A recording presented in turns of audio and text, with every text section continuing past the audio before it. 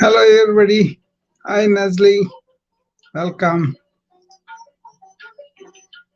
Welcome on the people on the Wisdom app and other. Hello, David.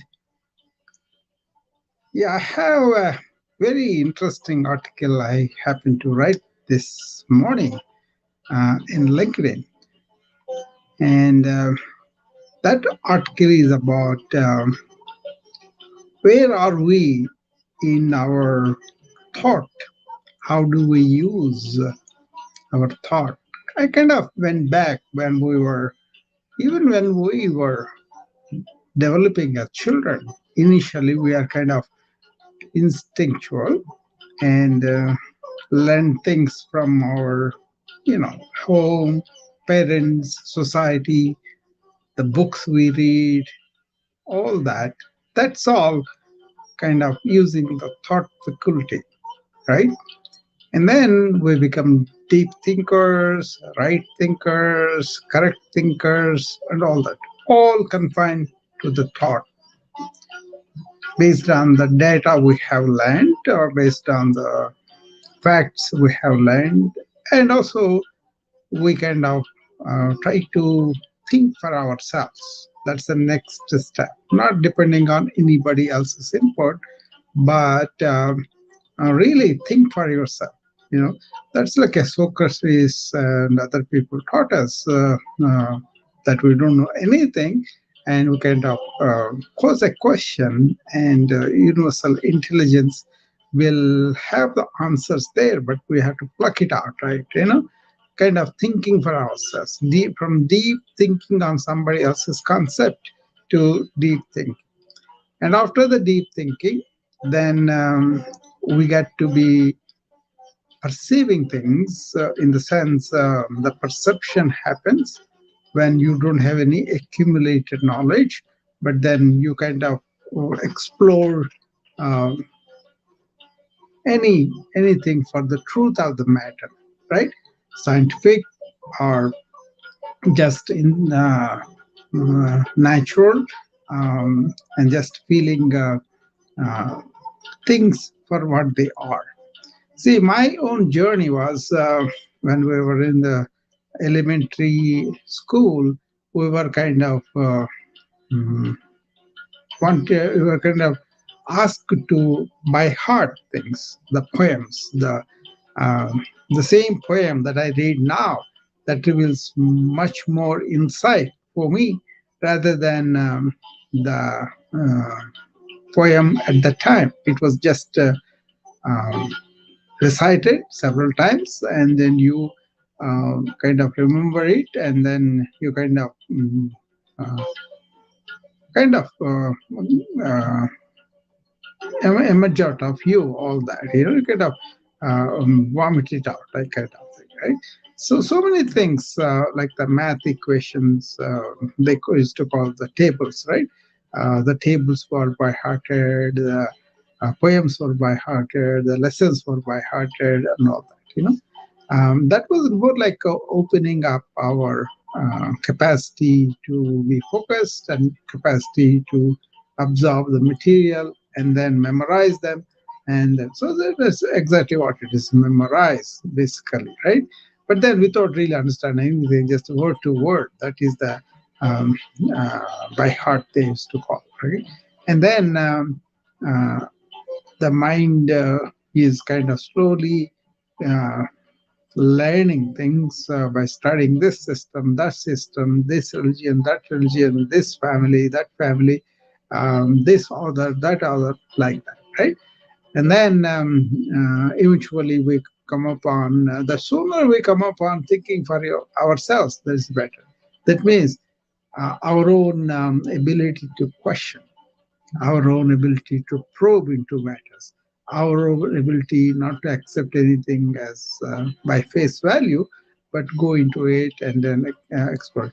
The deeper you can go into this philosophical or you know uh, uh, truth-seeking missions, the more you would be thinking deeper and stay on the same matter for a long time, and all that, scholarship, the ability to be really very sharp creator of fantasy books or whatever, right?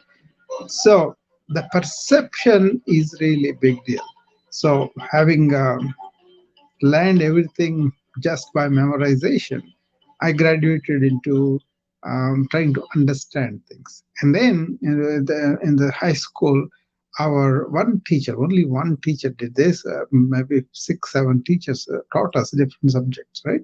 But this one particular teacher, he never explained the lesson to us. He told us, go and read this lesson and come back. The lesson is new to us, so we went and read whatever we could. It was a history lesson, for example, and then he would come and ask me, who is that particular guy, when did he use? So we got to memorize from what we read, and so we began to form questions and answer them for our own sake. That's like a being not receiving passive instructions of what it is from him or his opinions, but then using our own mind to pose questions, to really think for ourselves. I think that's a valuable thing he did. It's like a Socratic thinking, right? You do not accept anything that is written by anybody, but you want to explore the thing with your own thinking, right? That's what the Socrates did, right? And then after that, when I came to this country, I was exposed to Jiddu Krishnamurti. He was a very famous by the time, and many people claim that they couldn't understand him at all. He was talking about uh, being thought free, being in the zone where you know the limitations of thought and go beyond thought. That, for the life of me, really perplexed me, confused me, because up until the time I was thinking you got to think deeply and probe into it and all that, right? That's all fine. Then what happened was I began to understand thought for the external things, like in the science, we kind of explore things outside and then make technology. That's all okay.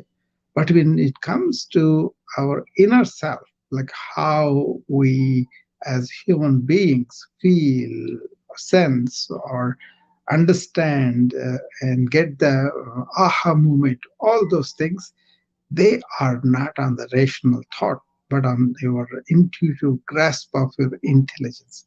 So he talked about awakening that intelligence. And I believe it is not that bad to do that or that difficult even.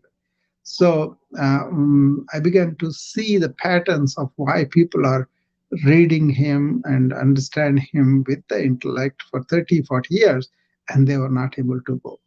But once you get that insight into what he is talking about, practicalities thought, okay, you want to go somewhere, you want to know the place, you want to know the route to the place, you want to have a means to go, either you can walk or you can take a bike or whatever, right?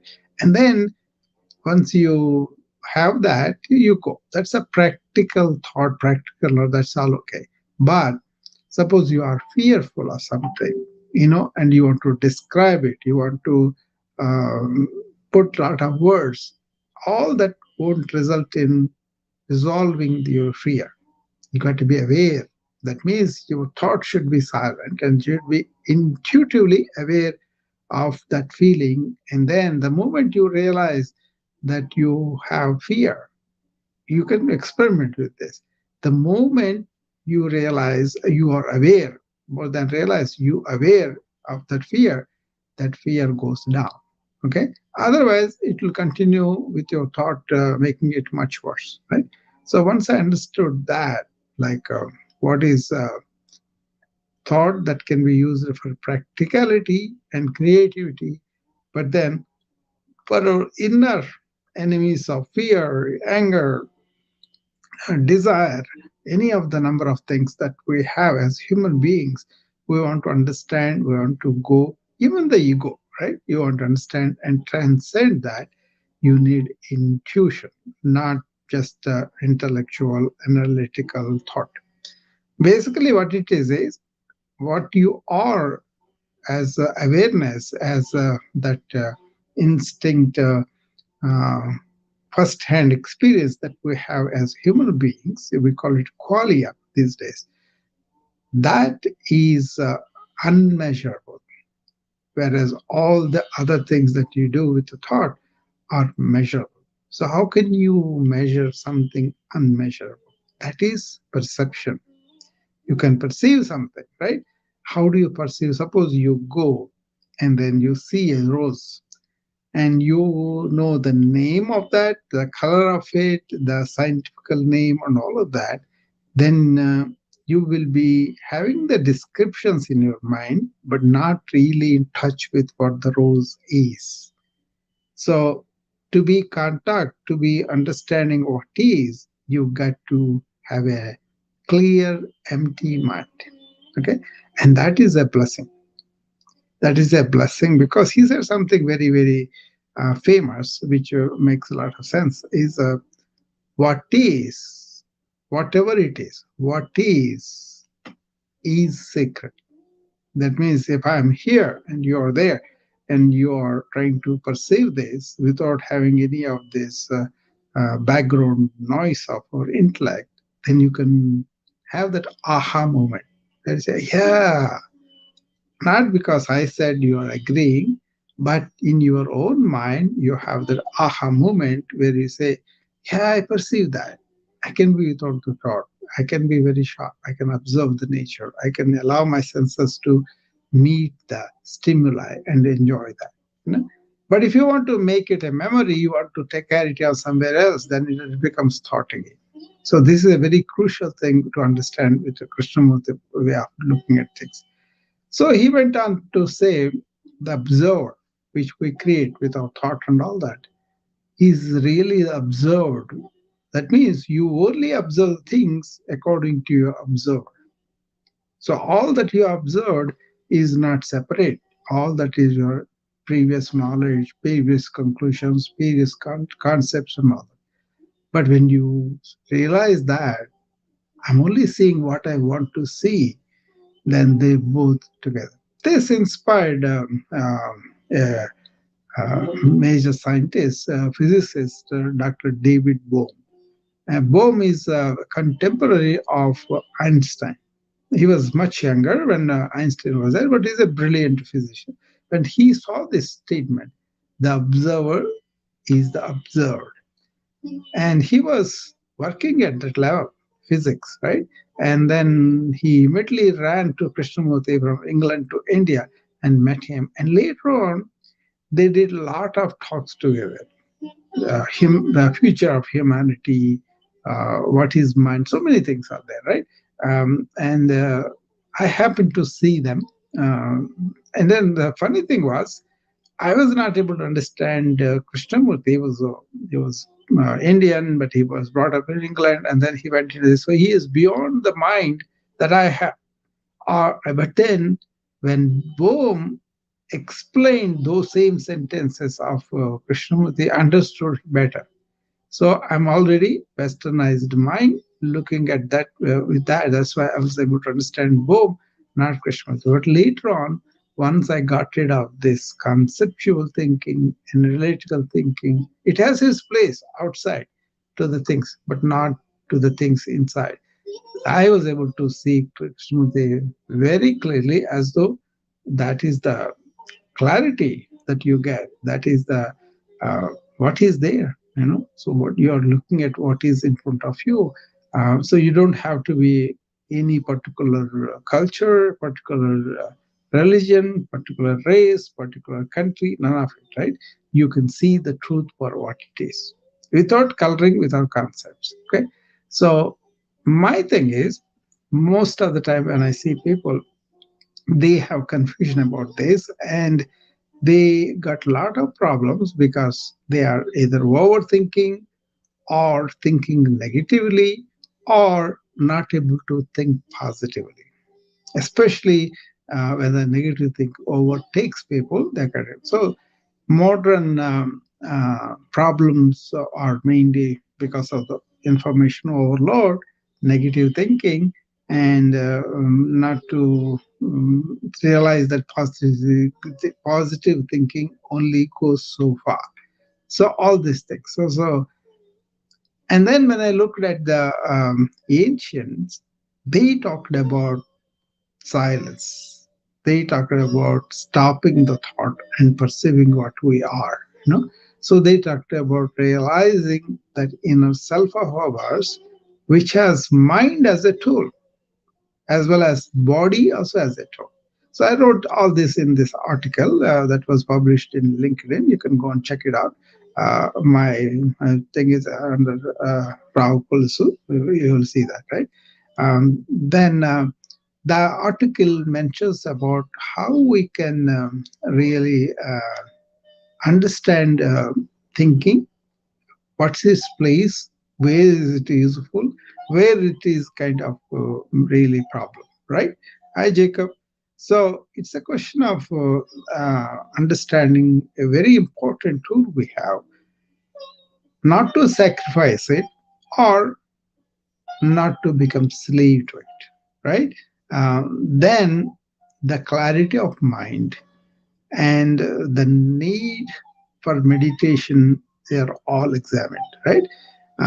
Then you will be able to withstand the modern problems of information overload, brain fog, depressive thinking, or negative thinking of any form, or assessing people by our own concepts or conclusions, or our filters, which we have so many burnout of thought, and also not able to think deeply also happens because of that. Okay, so all these things, that's why I put in that article how you can use the real perceptive thinking of the yesteryears, why they wanted a simpler outward life, and then they were going deep into themselves by sitting down and then calming their mind with meditation, and then how they embarked on this realization of the true nature of themselves, that they call self realization. Now we have mindfulness, meditation, self inquiry, various stages of the same process. So turn inward and realize who you are. For that, you got to be simpler outward life and higher, uh, rich inward life, where you understand your states of mind, your emotional state, and love, and all those kind of things that we as human beings we kind of have the privilege to have them, love, empathy, compassion, kindness, friendliness, and enjoying somebody else's success, and all these things. Okay, one of the great things about this ancient world, they were very joyful and very blissed and ecstatic. So I wanted to understand that. Now I'm bringing that understanding to the modern people who are kind of bothered by this thought, or restless mind, or fear, selfishness, all those things that happen to us, right? So how do we go beyond it? That's this article about. I consider this article is one of the uh, deeper aspects of my writing. So maybe many people will not understand, or many people don't have time for it. But even if a couple of people really enjoy it and they get curious, I think my purpose. So what happens is when you are understanding thought's role and going beyond it, then you can use thought better and also protect yourself from the problems of the thought can create. Hi, Mirza. How are you? Dr. Rao, how are you? Yeah, very good. How's everything, sir? Very good, very good. So I kind of put that article in LinkedIn this morning, and I'm going to talk about it a couple of days because it's kind of um, not easy to understand it in the beginning. Because from some people may be instinctive still, they can be, but then their life is not like that. It's only more. Some people may be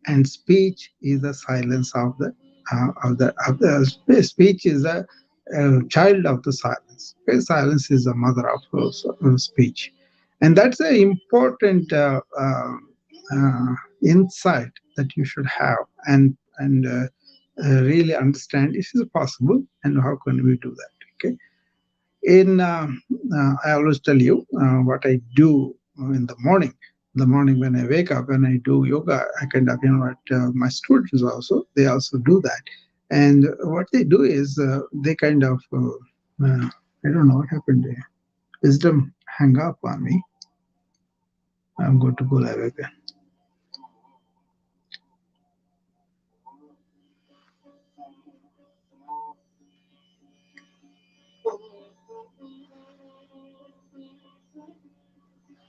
I'm going to go live again. It suddenly hung up on me. I'm there. Okay. Hopefully, I didn't disappoint. There were several people there. Um, So that's the mission of this article. I think I introduced the article today. If you want, you can go and read it, and probably I can. I have put it in several groups also there, but basically in my feed it will be there, and I send some to some of my people who read my newsletter all the time. Uh, but if you are interested, you can go and check it out in my LinkedIn profile. It is there. Okay. Uh, I don't know why it is hanging up. Something wrong with this.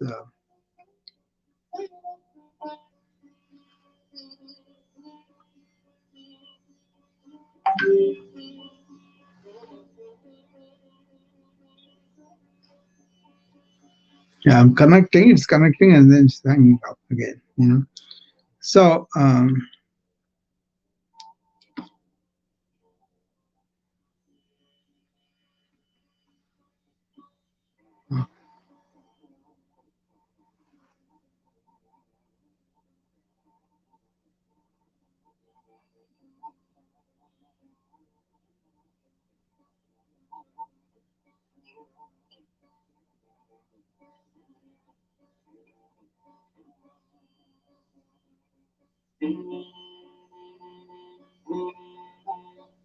okay. All right. So I will stop this talk at this time, and I'll be back again tomorrow to talk about this topic. So, hi, Jacob. Anything? How are you? I'm good. Okay. I like what you said about letting things go. Yeah. It's difficult to let good things go. Yeah. And it's like, and would we want to? It's like if we have acquired some sort of wisdom, it's like I understand, like, approach it from a beginner's mind type of, yeah, perspective, and that exactly that, yeah, because even if we have some sort of like predetermination, it doesn't mean that we always have to go with that pathway. We can still intake, yeah, the situation as it is. Yeah. So anyway, I like that. Yeah, it's the kind of how we evolved, as human beings, from being instinctual to thoughtful people, and then also, like, for example, Socrates also talked about silence and beginner's mind, and really start to think for ourselves, that kind of thing. But nowadays, because of the information age, some of the people are developing problems because they have too much engagement of outward thinking, but they're not turning to their inward silence. I just want to introduce people to them because it is a very valuable thing, as I experienced in my life. But you don't have to be particular religion, particular thing. You can be a scientific person and understand what is this going on. There are people who talked about Eckhart Tolle, for example. So there are so many Westerns looking at that too. So me being a doctor, an information man, and also a yogi, all this came together that way. So I enjoy the modern medicine technology with it, and also enjoy the modern society without its weaknesses, but also kind of found the ancient wisdom that helps me to deal with my own mind. Okay, so that kind of thing. Okay, Hopefully that made some sense. And any questions, if you would like to ask me, or I can stop this talk at this time. No, not at the moment. I just hope you have a great weekend. You too, Jacob. Thanks. Bye, Nazli. I'll see you again. Nazli, you have any question? Yes, hello. Yeah. Hello, Dr. Rao. I want to use this opportunity to ask a question. Yeah. Um,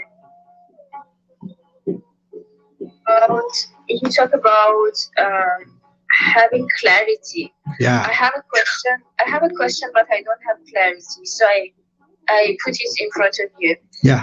I have a job now.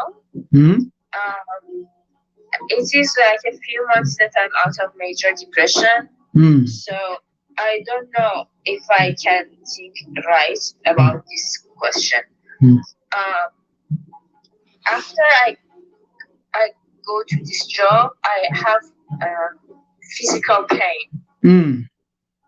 all day long, and it takes me to sleep the whole night with half paracetamol Hmm. pill to get healed and go the next day to work.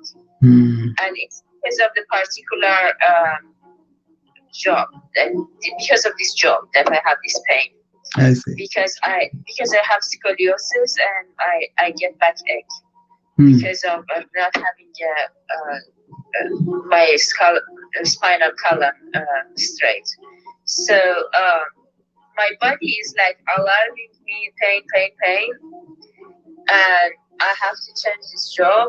But uh, just the salary makes me happy and solves the issues. So do you think it means that because I have pain all day long, like 10 hours pain a day, does this mean that although I am interested in uh, the the salary solving my problems and also like legal status Yeah. in this country, Yeah. should I start it right now or should I quit it after I get another job? Thank you.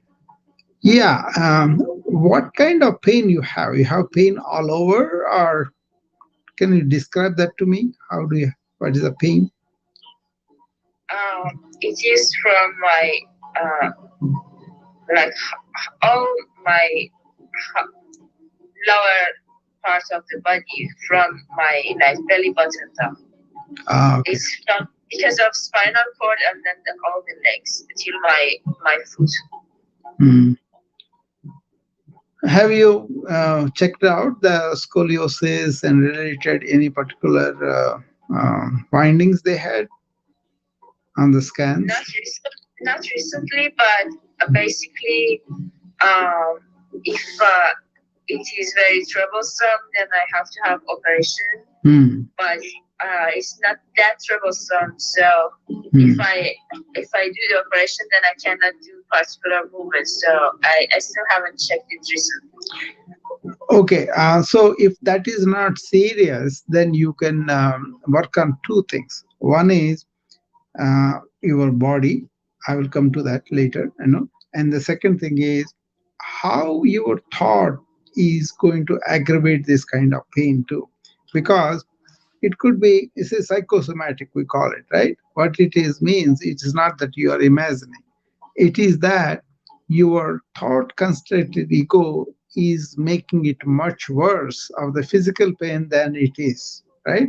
So silence, meditation, or keeping attentive to the things, and also doing some stretches with the deep breathing. This combination, like a silence with meditation before sleep or during the sleep, or not being reactive, because they can also have a lot of inflammation. That's why I ask, a lot of people have inflammation because they have these chronic problems. They are repressing their depression and all that, because you got to work, you have to make money, but at the same time you have a lot of stress from the work that may be causing all this, right? That's your dilemma. So instead of losing the job that for which you need the money, you'd keep it, but then you kind of develop inner resilience both in your body and in the mind so they can deal the challenge better. Make sense, Nazli? Absolutely. Thank you so much. Because actually, the money makes me happy and Yeah. makes me like. Yeah. Actually, this job cured my depression. You know. Yeah, that's why art is settled in the life. Like we need a living, we need a shelter, we need all those things are okay. But if you make only those, then you cannot learn this. But once it's there, what is important in modern life is you got to improve our capacity, our resilience inside to deal with whatever challenges that we have. Say like I get so many challenges during the day, right? People come with a different kind of problems. That's a challenge for me to solve it. It's not just to say something. I have to transform from what they are to what they can be. So two things you do is get up in the morning. The first thing what you do is stretch very well, but stretch with the deep breathing kind of alignment of your deep breathing and the stretch, right? And I can show you if you want all those stretches, then do that in the morning. And also if possible you can do that at maybe in the afternoon if you can. There's an office yoga I teach where people who are in the office sitting in the chair. And then you kind of do this at night time is definitely first do some of these stretches and breathing to begin with. Then try to calm your mind. The simple way to start is just to recollect whatever the reactions you had during the day and then finish them off. Don't carry them for the night even. Suppose there are important things that you need to remember, write them down and put them aside. But then after you write them down, forget it. Like we were talking about Jacob and me, beginner's mind. So to begin to go to the beginner's mind, you got to sweep off all the things that you are accumulating on the daily basis. Many people don't unwind like that in the night. So do the unwinding, both the body and the mind. I can teach you all these things in a more formal way, but this is basically what you want to do. You want to understand your body, your mind, and then use the body properly and then discover when it's going out of whack and then correct it right away. For example, you are sitting in the chair slumped, then you will develop more pain in your scoliosis ridden spine. But if you know what's the proper way to sit, it may not be that aggravating. Try that, okay? Try those stretching with breathing and also silencing the mind, okay? Thank you so much. Yeah. Thank you. Okay, sure. So, anybody else has any questions? Unfortunately, I don't know what happened. The Wisdom app hung up on me. I tried to start it 2 3 times, but it is hung up on me. Um, so, Ophelia and Christopher are the new. I wonder if you have anybody has any questions. We can continue this. Otherwise, we'll come back again to. I think somebody wants to come up. In,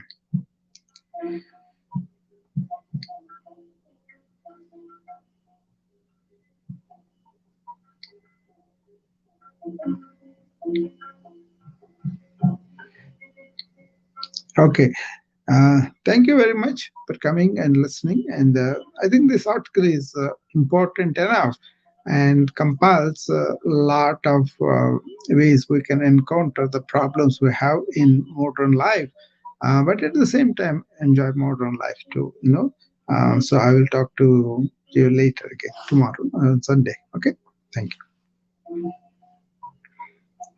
Thank you, Dr. Rao. Yeah. Bye bye.